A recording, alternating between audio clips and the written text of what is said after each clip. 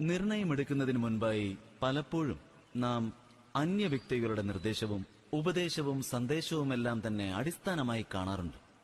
അങ്ങനെ നമ്മുടെ ഭാവിയുടെ അടിസ്ഥാനമെന്ന് പറയുന്നത് നാം ഇന്ന് സ്വീകരിച്ച തീരുമാനത്തിൽ അധിഷ്ഠിതമാവുന്നു.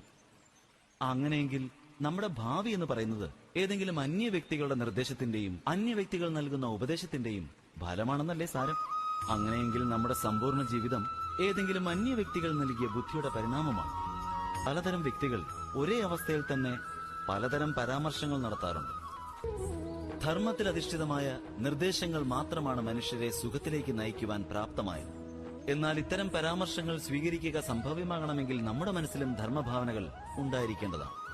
അതിനർത്ഥം അന്യ വ്യക്തികളുടെ നിർദ്ദേശങ്ങളും പരാമർശങ്ങളും സ്വീകരിക്കുന്നത് മുൻപായി തന്നെ നമ്മുടെ മനസ്സിലും ധർമ്മഭാവനകൾ സ്ഥാപിച്ചെടുക്കേണ്ടത്